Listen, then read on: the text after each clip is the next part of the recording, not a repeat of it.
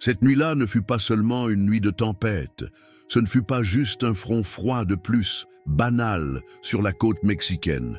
Ce fut quelque chose qui déchira la réalité comme un éclair fend le ciel. La Barra de Natal, ce paisible village de pêcheurs à Jalisco, allait être marqué à jamais par un événement qu'aucune explication humaine ne pourrait justifier. Une nuit où le ciel s'ouvrit dans une fureur déchaînée et où la foi fut mise à l'épreuve comme jamais auparavant. Hommes, femmes et enfants affrontèrent la tourmente, les yeux rivés sur l'impossible. Mais personne, absolument personne, n'aurait pu prévoir ce qu'ils verraient lorsque les portes de la petite église se refermèrent derrière eux. Car sur cet autel, où une image du Christ aux bras étendus demeurait immobile depuis des décennies, quelque chose de vivant et de surnaturel était sur le point de se produire. Tout commença en fin d'après-midi. La mère, compagne constante du village, était étrange. Les pêcheurs les plus expérimentés remarquèrent qu'elle ne rugissait pas comme à son habitude. Il y avait une agitation différente, un motif inhabituel dans les vagues. Les mouettes ne volaient pas, les poissons semblaient s'enfuir vers les profondeurs. Et dans l'air, une tension presque palpable, comme si la nature elle-même retenait son souffle. Maria, mère de 2 jeunes enfants, sentait son cœur se serrer, comme si elle pressentait que quelque chose allait arriver. Carlos, qui vivait en lutte contre une profonde tristesse, s'assit face à la mer cet après-midi-là, cherchant la paix, mais tout ce qu'il trouva fut le silence. Un silence qui hurlait. C'est alors que les nuages commencèrent à se former, noirs et épais comme du charbon. Puis vint le vent. D'abord une brise inquiète, puis des rafales qui secouèrent violemment les palmiers. José Luis, un garçon de seulement 10 ans, serrait fort la main de sa mère, Anna.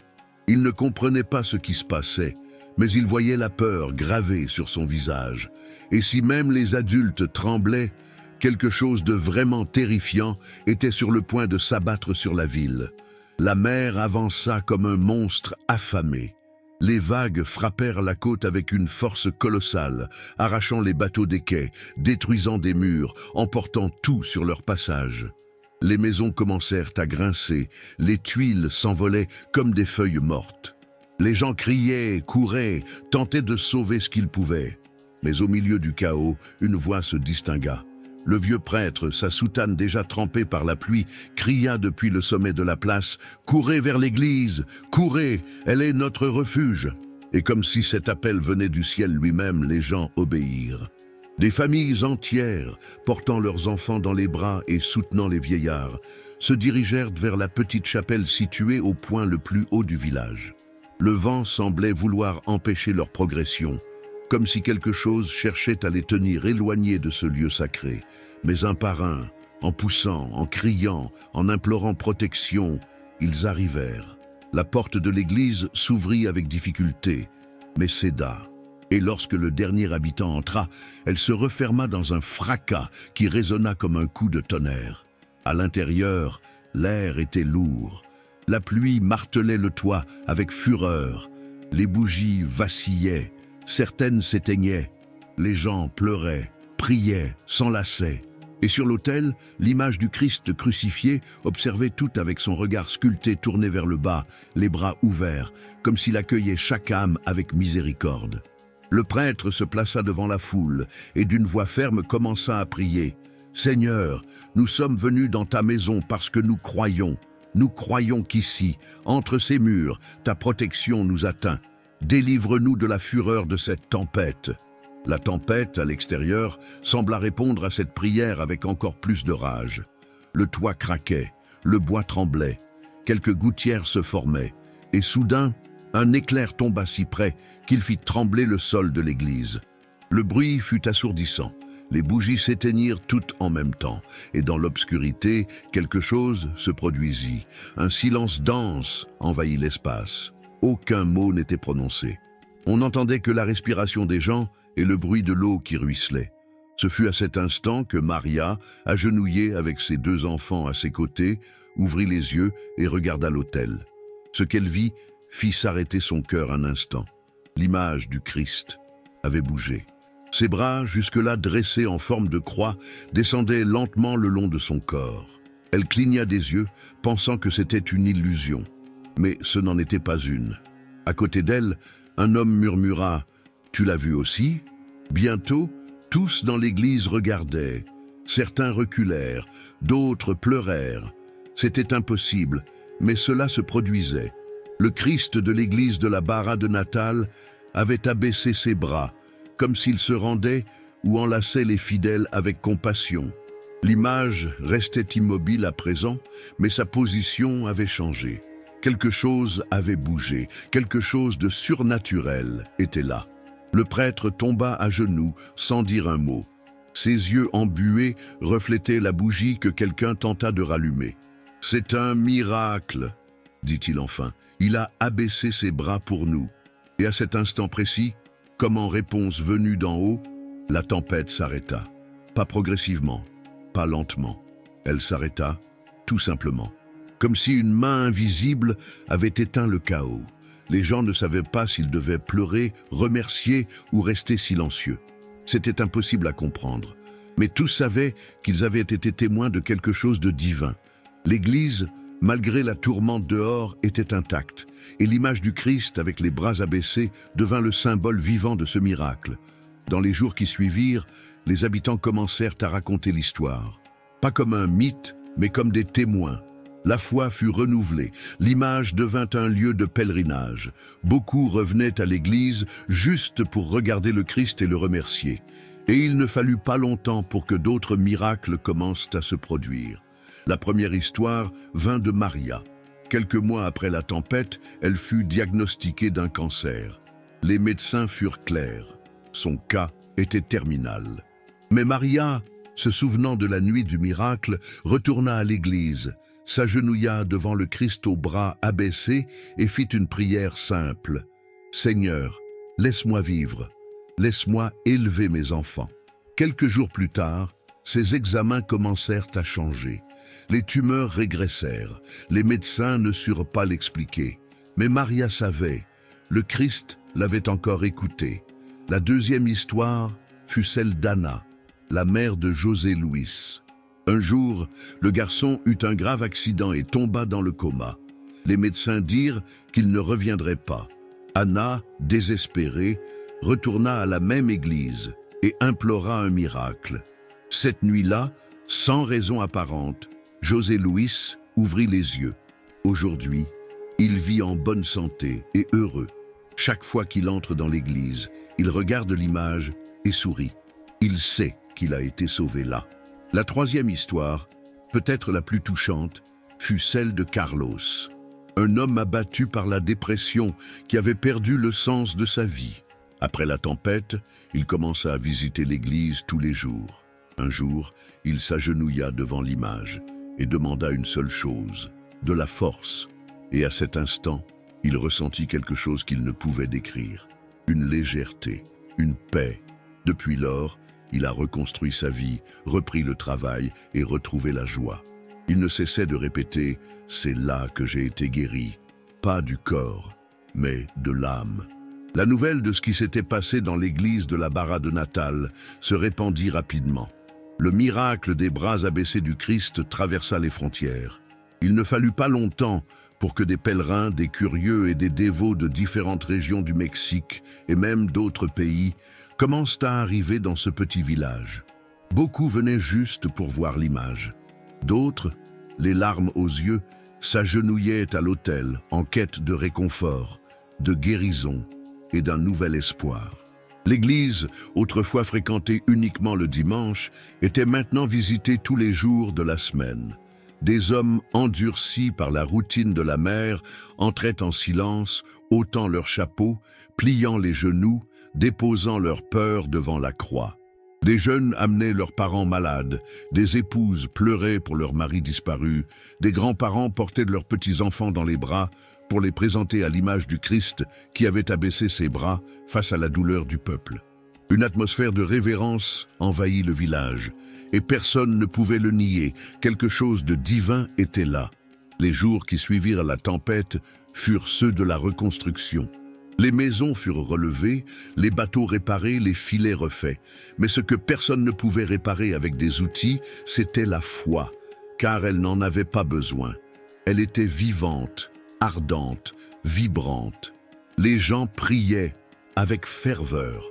Les messes étaient toujours pleines, et même ceux qui se moquaient autrefois de la religion marchaient désormais vers l'église, en silence, tête baissée. Quelque chose les appelait, quelque chose de plus grand qu'eux.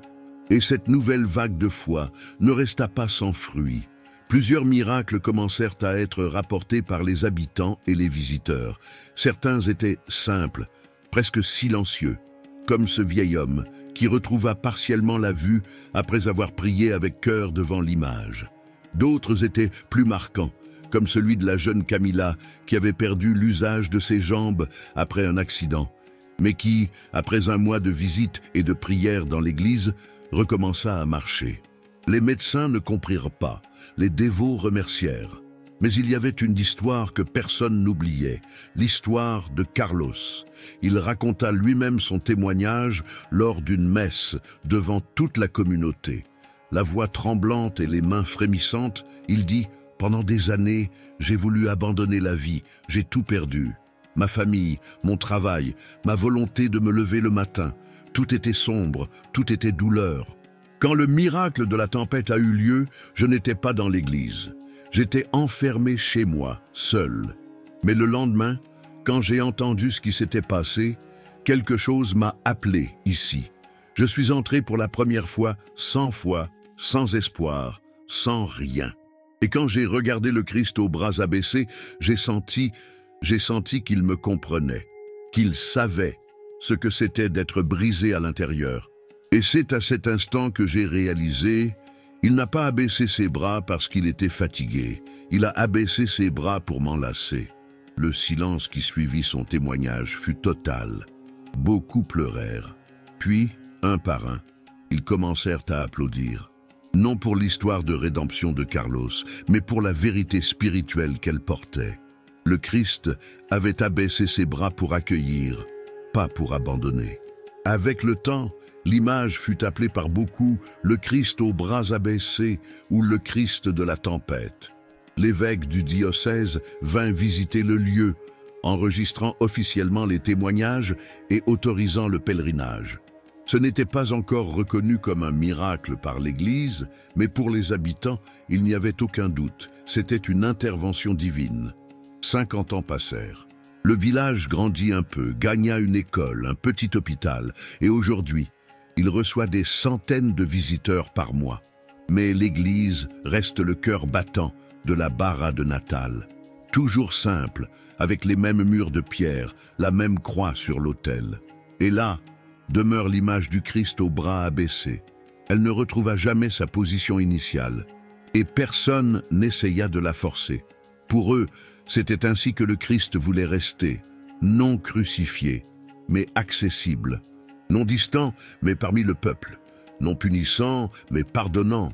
Ceux qui ont vécu la tempête, les plus âgés, racontent l'histoire à leurs petits-enfants comme on narre quelque chose de sacré.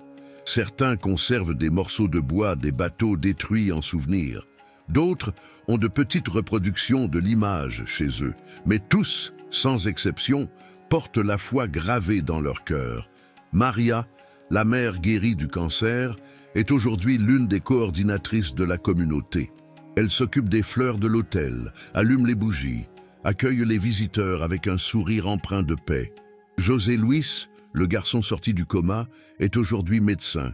Il dit avoir décidé de sauver des vies parce qu'un jour, la sienne fut sauvée par quelque chose qu'aucun médicament ne pouvait expliquer. Et Carlos est devenu missionnaire. Il voyage dans d'autres villages pour raconter ce qu'il a vécu, apportant de l'espoir à ceux qui pensent abandonner. Il répète toujours la même phrase. Le Christ a abaissé ses bras, mais pas par faiblesse. Il a abaissé ses bras pour vous relever. L'impact du miracle résonna au-delà des murs de l'église. Il changea une ville. Il unit des familles. Il renouvela des vies. Et surtout, il enseigna une leçon qui résonne encore aujourd'hui. La tempête peut être violente, mais l'amour de Dieu est plus fort. Combien de fois nous retrouvons-nous au milieu du chaos, sans savoir où courir? Combien de fois le vent semble nous pousser loin de l'espoir? Combien de fois sentons-nous que tout est sur le point de s'effondrer? Et puis, au cœur des ténèbres, nous voyons une lumière. Nous ressentons une présence. Et même quand tout semble perdu, quelque chose nous dit « Entre, cours vers l'église. Il y a un refuge. Il y a un sauveur. » L'histoire de la Bara de Natal n'est pas seulement celle d'une tempête, c'est une histoire de foi, c'est le pouvoir de Dieu qui agit dans l'impossible. C'est un Christ qui ne reste pas les bras levés dans la souffrance, mais qui les abaisse pour accueillir ses enfants. Et peut-être vous qui regardez ceci maintenant, traversez-vous une tempête. Peut-être que le vent est trop fort, peut-être que votre foi est petite, peut-être que votre cœur est lourd. Mais souvenez-vous, comme cette nuit-là à Jalisco, Dieu peut intervenir. L'impossible peut arriver et le miracle peut survenir. Si cette histoire a touché votre cœur, nous vous demandons, ne la gardez pas pour vous. Partagez-la, envoyez-la à quelqu'un qui a besoin d'un signe. Aimez cette vidéo pour que YouTube puisse la montrer à plus de gens. Écrivez dans les commentaires ce que ce message a signifié pour vous ou racontez votre propre miracle. Nous lisons tout avec cœur. Et si vous n'êtes pas encore abonné à la chaîne Soldats du Christ, abonnez-vous maintenant et activez la cloche.